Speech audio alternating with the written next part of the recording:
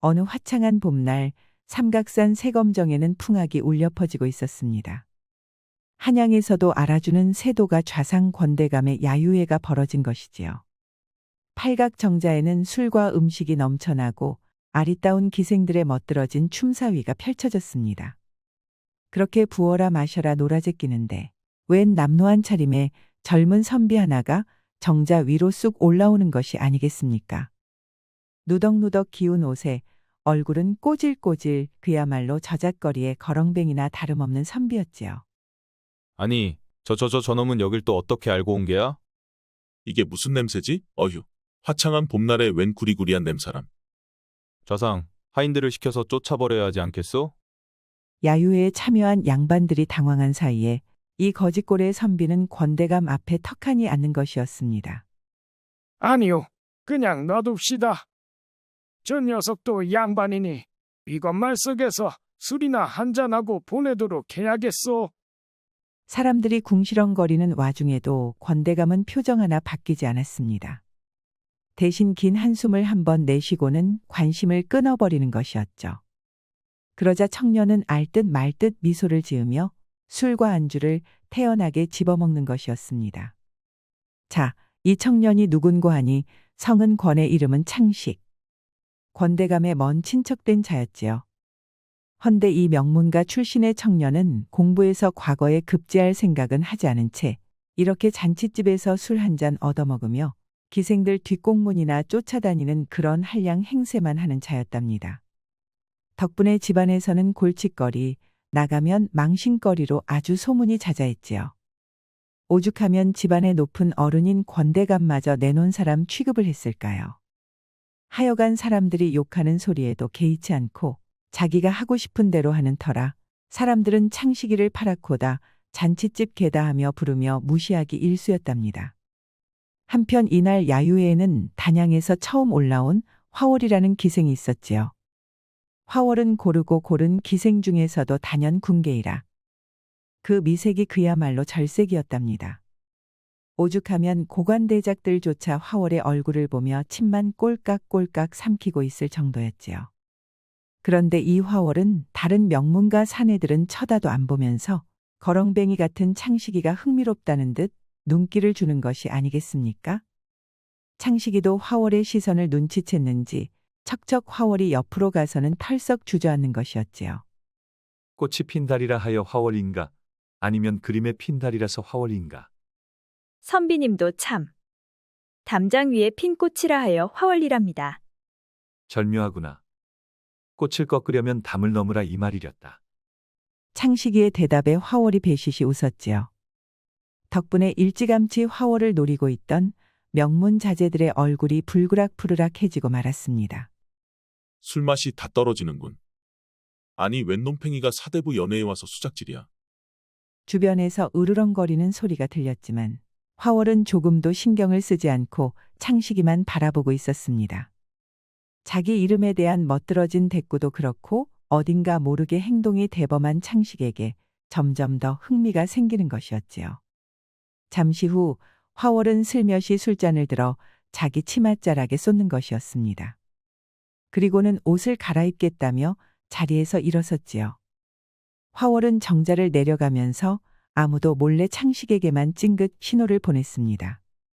창식이 따라가 보니 화월은 정자 뒤편 버드나무 아래로 가는 것이었습니다. 선비님, 어디 조용한 곳이 없을까요? 단 둘이서만 이야기할 수 있는 그런 곳 말이에요. 후후 딱 좋은 곳이 있지.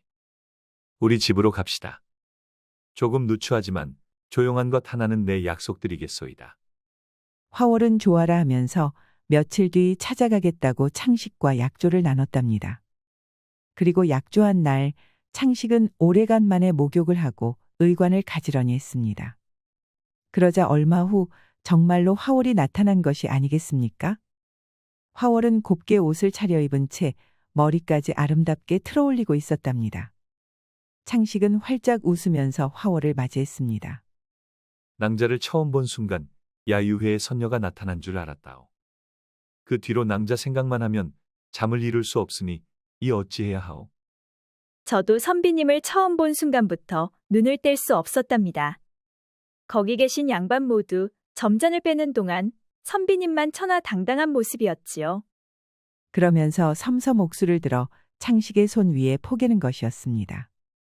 창식은 더 참지 못하고 그 손을 덥석 잡았답니다. 헌데 마침 집안 마당을 청소하던 어린 계집종이 그 광경을 보고 말았던 것이었습니다. 계집종은 조금도 기다리지 않고 창식의 모친인 간부인에게 고해 바치고 말았지요.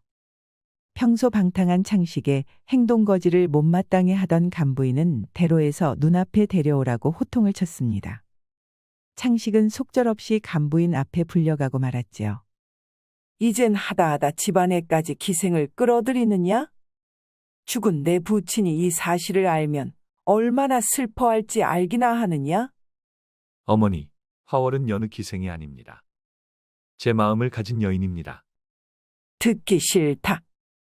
하라는 공부는 안 하고 매일같이 음주의 기생질이라니.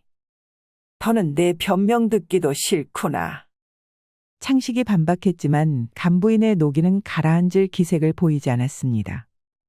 그때 창식의 방에서 기다리고 있던 화월이 안방으로 들어오는 것이 아니겠습니까?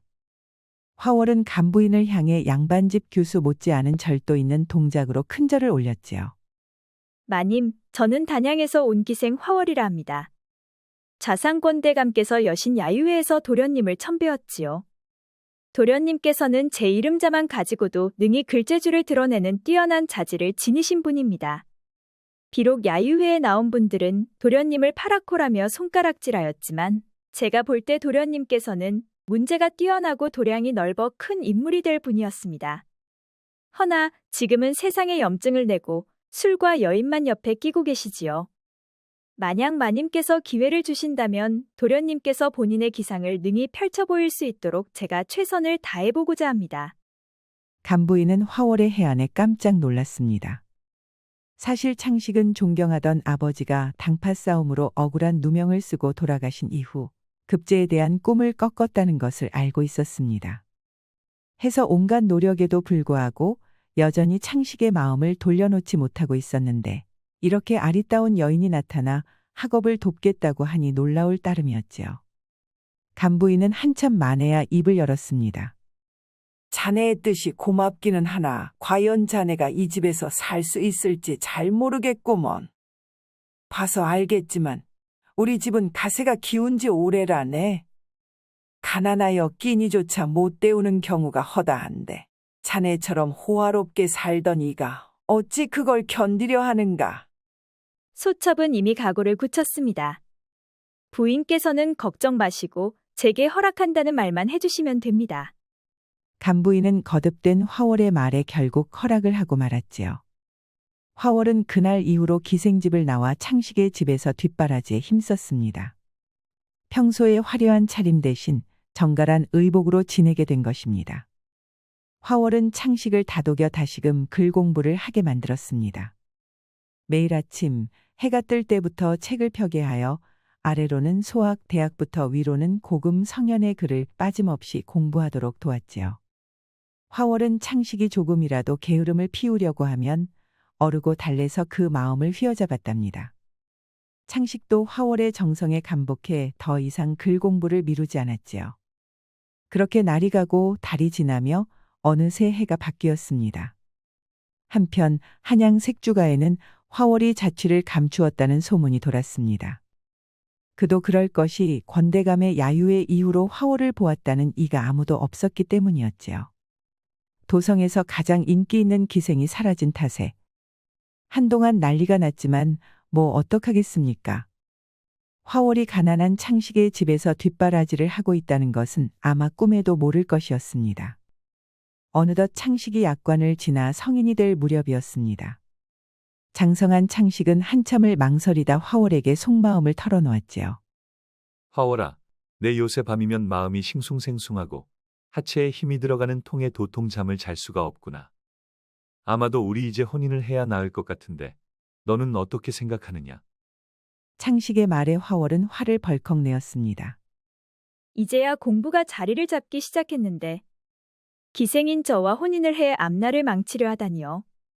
천부당 만부당한 소리 그만하십시오.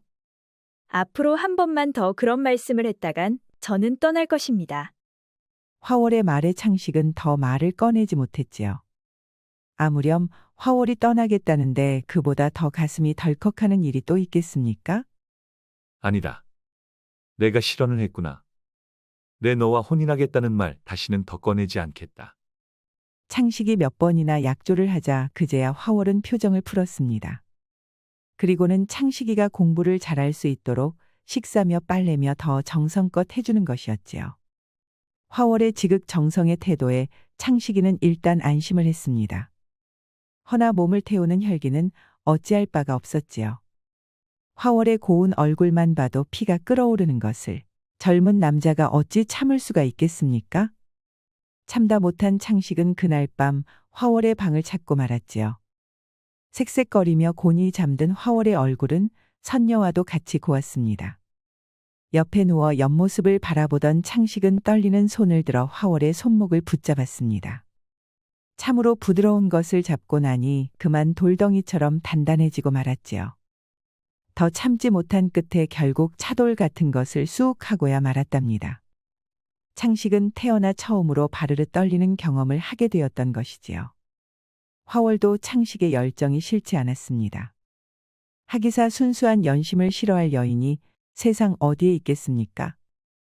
허나 혹시라도 여인의 치마폭에 홀려 공부를 소홀히 하지는 않을까 걱정하는 마음에 멀리하고 있었던 것입니다. 그래서 이제라도 받아줘야 다시 공부를 전념하겠구나 하고 마음을 먹었던 것이지요.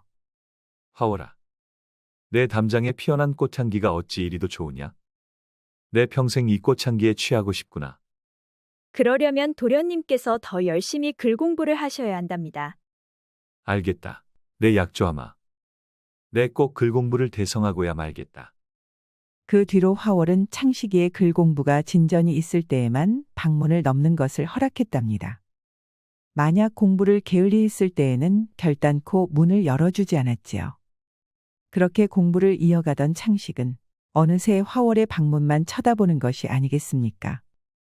이제나 저제나 화월의 허락만 기다리면서 공부는 하는 둥 마는 둥 하였지요. 그러자 화월은 방문을 걸어 잠그고 창식에게는 얼굴조차 보여주지 않았답니다.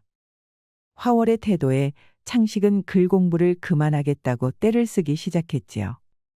하지만 화월은 단호했습니다. 단단히 화가 난 창식은 책을 걷어치우고 바깥으로 뛰쳐나갔습니다. 화월이 얼굴 한번 못 보면서 내 공부를 어찌하겠나. 이렇게 된 거 글 공부건 뭐건 때려치우고 또다시 잔칫집이나 돌아다녀야겠다. 창식의 선언에 화월은 더 이상 다독거리는 것만으로는 공부를 계속시킬 수 없다는 것을 깨달았습니다. 창식이 자리를 비운 사이 화월은 간부인을 찾아갔지요. 도련님이 공부에서 마음이 떠나버리고 말았으니 저도 이제 떠나겠습니다. 아니 그게 무슨 말인가? 창식이가 이제야 글 공부에 재미를 붙이나 했는데 자네가 이렇게 가버리면 그 아이는 어찌하란 건가? 간부인이 화들짝 놀래자 그제야 화월은 속내를 털어놓았지요. 제가 도련님을 포기하여 가버리겠다는 것이 아닙니다. 요새 도련님이 교만해지고 자꾸만 공부에서 마음이 떠나고 있어 극약 처방을 내리려는 것입니다. 비록 제가 지금 떠난다 하여 어찌 영원히 도련님 곁을 떠날 수 있겠습니까? 그러면서 화월은 창식이가 다시 공부하여 과거에 급제한다면 그때 찾아오겠다고 전하는 것이었습니다. 그럼 마님, 저는 물러가겠습니다. 허나 몸가짐을 바르게 하고 10년이고 100년이고 도련님 소식만을 기다리겠습니다. 창식이가 자네 덕분에 사람이 되었는데 내가 그걸 어찌 모르겠나. 자네 공이 크다는 것 내 절대 잊지 않겠네. 부디 창식이가 과거에 급제할 때까지 건강히 잘 있기를 바라겠네. 간부인에게 큰 절을 올린 화월은 그날로 도성 밖으로 나가 사라졌습니다. 그 누구도 더는 화월을 찾을 수 없었지요. 저녁이 되고 나서야 돌아온 창식은 그제야 화월이 떠난 것을 알고 맨발로 도성 바깥까지 뛰어나갔습니다. 창식은 화월을 찾아 헤매었지만 이미 화월은 그림자도 보이지 않았습니다. 화월이 사라져간 고개 저편을 향해 목 놓아 부르짖던 창식은 주저하는 채 대성통곡을 하고 말았지요. 그제야 뒤따라온 간부인은 화월이 오직 창식이 과거에 급제한 다음에만 돌아오겠다고 한 것을 알려주었답니다. 그 말에 눈물에 젖어 있던 창식의 눈에 총기가 돌아왔지요. 창식은 이글이글 타오르는 눈으로 벌떡 일어났습니다. 이 무슨 꼴이란 말인가? 가장 사랑하던 여인을 실망시키고는 어찌 내가 사내라고 할 수 있겠는가? 화월과 다시는 만날 수 없다면 앞으로 무슨 낯으로 살며 무슨 낯으로 하늘을 보겠는가? 그래, 화월은 내가 과거에 급제하면 다시 돌아오겠다고 하였다. 그렇다면 급제하면 될 일이다. 급제를 하면 될 일이란 말이다. 두고 봐라. 내 반드시 장원 급제하여 화월의 안목이 틀리지 않았음을 보여주고 말겠다. 굳은 결심을 한 창식은 그날부터 공부에만 몰두하였습니다. 낮이고 밤이고 오직 책에만 매달리니 어찌 경전을 암기하지 않을 수 있겠습니까? 어느새 창식은 과거 시험에 관련된 글이라면 몇 줄 몇 행, 몇 번째 글인지까지 속속들이 외게 되었습니다. 그런 창식의 모습을 보고 있던 간부인은 눈물을 흘렸습니다. 화월아, 정녕 내 말이 맞았구나. 우리 창식이가 저토록이나 달라지다니. 이 은혜를 내 어찌 갚을 수 있겠느냐. 너는 비록 신분이 미천한 기생이나 창식이와 우리 가문에 내려준 은혜를 생각하면 정녕 하늘이 보내준 선녀나 다름없구나. 꼭 다시 만나자꾸나. 그때까지 부디 건강하게 있어주려무나. 천지신명이시여 화월이를 꼭 좀 지켜주시옵소서. 그렇게 3년이 지나고 나서 창식은 보란듯이 과거의 장원 급제를 하였습니다. 하지만 어사화를 꽂고 한양 도성을 활보한 창식은 오직 화월이만을 찾았습니다. 화월아, 내 덕에 장원 급제를 하였다. 그러니 어서 와서 날 좀 보거라. 화월아, 내가 꼭 보고 싶구나. 너는 내가 그립지도 않으냐? 창식은 관직에 올라 나란 일을 하는 와중에도 화월의 소식만을 애타게 기다렸습니다. 허나 화월의 모습은 어디에서도 찾을 수 없었지요. 창식의 실망은 이루 말할 수 없었습니다. 장원 급제한 창식은 들으라. 종육품 벼슬을 내렸으니 그대는 속히 단양 현감으로 부임하도록 하여라. 삼가명을 받들겠나이다. 창식은 얄궂음을 느꼈답니다. 운명의 장난일까요? 창식의 첫 벼슬은 화월의 고향인 단양의 사또 자리였습니다. 그렇게 단양에 도착하니 새삼스럽게 화월에 대한 그리움이 새록새록 솟구쳐왔습니다. 그러다 보니 혹시나 하는 생각에 화월에 대해 수소문을 하게 되었지 않겠습니까?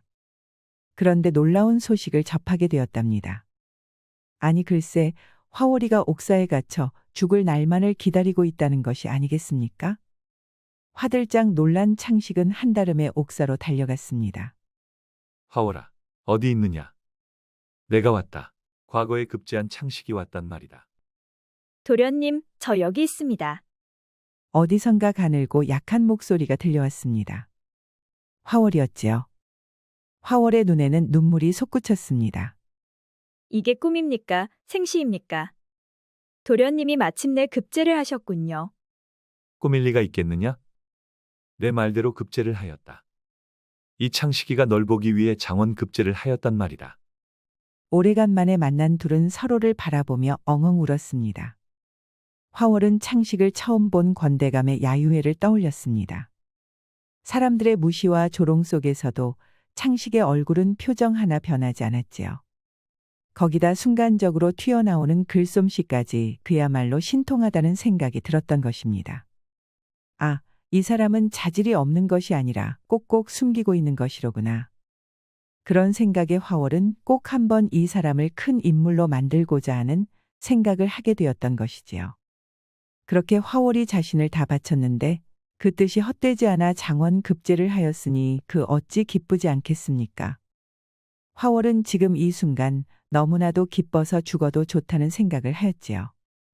여봐라, 걔 누구 없느냐? 당장 이 옥문을 열지 못하겠느냐? 옥문이 열기자 창식은 단숨에 화월을 안아들었습니다. 세상에 옥에서 얼마나 고초를 겪었는지 화월 몸은 깃털처럼 가벼웠지요. 창식은 가슴이 찢어지는 것 같았습니다. 이게 도대체 무슨 꼴이냐? 도대체 착하디 착한 내가 어찌하여 옥에 있느냔 말이다. 도련님, 저는 도련님이 급제를 하였으니 더 바랄 것이 없습니다. 천한 인연은 더 이상 신경 쓰지 마시고 큰 포부를 펼치셔요. 그게 무슨 소리냐? 너 없이 내가 살 수 있을 것 같으냐? 어서 옥에 갇힌 연유를 말해보거라.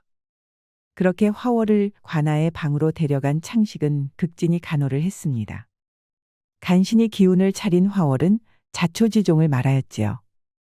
창식의 집을 나온 화월은 고향으로 내려갔습니다. 그리고는 마을 어귀에 조그맣게 주막을 열고 생활하고 있었지요. 그런데 마을에서 제일 가는 부자인 박진사가 화월의 미색에 눈독을 들였던 것입니다. 박진사는 거듭해서 화월에게 구애를 했지만 마음속에 창식이뿐인 화월은 상대조차 해주지 않았지요. 이에 단단히 화가 난 박진사는 앙심을 품고 왈패를 보내 화월의 주막을 망하게 했다는 것이었습니다. 주막이 풍비박산이 나고 거리에 나앉게 된 화월은 관아에 가서 박진사를 고발하였지요. 허나 박진사에게 뇌물을 받아먹던 관리들은 오히려 화월이 박진사에게 누명을 씌웠다며 잡아간 것이 아니겠습니까? 화월은 거듭 억울함을 호소했지만 들어주는 법이 없었지요. 오히려 박진사가 화월을 찾아와 자기 첩이 되지 않으면 풀어주지 않겠다고 으름장까지 놨다는 것이었습니다. 화월의 사연을 다 들은 창식의 얼굴이 분노로 일그러졌습니다. 박진사 이놈 감히 돈 몇 푼으로 아녀자를 겁박해. 거기다 뇌물을 받은 관리들은 그걸 눈감아 줬다고? 이놈들은 모조리 뜨거운 맛을 봐야 정신을 차리겠구나. 화가 단단히 난 창식은 사또의 일을 돕는 육방을 모조리 불러들였습니다. 육방들은 신임 사또에게 잘 보일 요량으로 값진 선물들을 바리바리 싸들고 왔지요. 그렇지 않아도 큰 고을인 단양이었습니다. 부유한 고을답게 가져온 선물들도 호화롭기 그지없었지요. 아마 이것만 받아도 평생을 먹고 살아도 될 정도였지요. 하지만 창식은 고개를 저었습니다. 오히려 창식은 눈을 부라리며 육방들을 훑어보더니 불호령을 내렸습니다. 고작 이런 선물들을 가지고 축하하겠다고 찾아온 것이요. 내 이렇게 시시껍절한 물건들은 본 적도 없소이다. 하여 내가 그동안 조사한 것을 가지고 충청감사를 찾아 그 허물을 낱낱이 고할까 하오. 창식의 말에 육방들은 벌벌 떨며 발 아래 납작 엎드렸습니다. 그리고는 한 번만 살려달라고 애원을 하는 것이었지요. 옳다구나 싶은 창식은 모른 체하며 말을 이어갔습니다. 듣자하니 이 고을 제1의 부자가 박진사라는 자라고 들었어. 그동안 이 박진사가 돈깨나 뿌리면서 거들먹거리고 다녔다고 하는데 새로 부임한 나 현감에게는 인사 한마디 없구려. 앞으로 충청부사께 말씀을 올리고 말고는 그자가 얼마나 성의를 보이는지에 따라 결정할 터이니 그리들 아시오. 현감의 말에 육방들은 비상이 걸렸지요. 이번 현감은 재물 욕심이 예사롭지가 않구나. 이렇게 재물을 밝히는 자는 손속도 모질 것이 뻔하니 알아서 엎드려야겠다는 생각을 하게 된 것이었지요. 고민 끝에 육방들은 박진사를 붙잡아 옥에 가두었습니다. 박진사는 억울함을 호소했지만 육방들이 뭐 별 수 있겠습니까? 아무렴 자기부터 살고 봐야 했지요. 그렇게 박진사는 옥에 갇힌 채 화월이 겪었던 것 이상의 고초를 겪었지요. 매일같이 문초에 곤장지리니 박진사가 배겨낼 재간이 있겠습니까? 결국 박진사는 전 재산을 바치고 나서야 풀려날 수 있었습니다. 그렇게 거짓골이 된 박진사는 귀신 같은 몰골로 쓸쓸히 단양 땅을 떠나야 했지요. 그제야 창식은 관청에 나타나 육방들을 불러 모았습니다. 관아의 마당에 박진사가 바친 재산이 산처럼 쌓여 있었지요. 금은 보화의 재물은 물론 값비싼 털가죽에 약재에 명나라에서 가져온 도자기까지. 박진사 하나가 모은 재물이 그야말로 천인공노할 양이로구나. 이것 보시오. 관리들이 뇌물을 받고 사정을 들어주니 사악한 양반 하나가 이토록이나 단양에 물을 흐리고 있던 것이오. 자, 나는 이 재물을 갖지 않겠소. 육방들은 이 재물을 억울하게 괴롭힘 당한 백성들에게 골고루 나눠주도록 하시오. 그리고 추후에 박진사 같은 자가 또 나타났다간 그때는 육방들에게도 책임을 물을 것이니 그렇게들 하시오. 아니 이게 웬일이랍니까? 재물에 눈이 먼 가렴주구인 줄 알았는데 이번 사또는 그야말로 청렴하고 공명정대한 인물이었던 것입니다. 깜짝 놀란 육방들은 고개를 조아리며 앞으로 절대로 뇌물을 받지 않을 것이며 고을 대소사를 공정히 처리하겠다고 약조를 했지요. 그 뒤로도 창식의 행보에는 거침이 없었습니다. 단양의 해묵은 패단과 비리를 척결하니 불과 석 달도 되지 않아 백성들의 살림은 몰라보게 좋아졌던 것입니다. 신임 사또 창식의 덕을 칭송하지 않은 이가 없었지요. 그렇게 성공적으로 일을 마무리한 창식은 오랫동안 그리워했던 화월과 혼약을 맺었습니다. 머지않아 화월은 회임을 하여 떡두꺼비 같은 자식들을 낳게 되었답니다. 훗날 창식은 단양 현감을 거쳐 충청 부사가 되었고 이후에도 출세를 거듭해 조선의 요직을 두루 거쳤지요. 마침내 그 벼슬이 권대감과 같은 좌의정에 올랐으니 참 세상 일 알다가도 모를 일입니다. 과연 창식이 그날 야유회에서 화월을 만나지 않았다면 어떤 삶을 살았을까요? 인간의 재능이란 진흙 속에 박힌 진주와도 같아서 그걸 알아보는 사람에게만 보석의 역할을 다한다고 합니다. 창식에게는 화월이 바로 그런 사람이었지요. 우리도 화월처럼 장점을 북돋아주고 단점은 보완해준다면 반드시 큰 결실을 얻을 수 있을 것입니다. 끝까지 시청해주셔서 감사합니다. 오늘의 이야기가 재미있으셨다면 구독과 좋아요, 알림 설정까지 꾹 눌러주세요. 그럼 오늘도 행복하고 즐거운 시간 보내세요.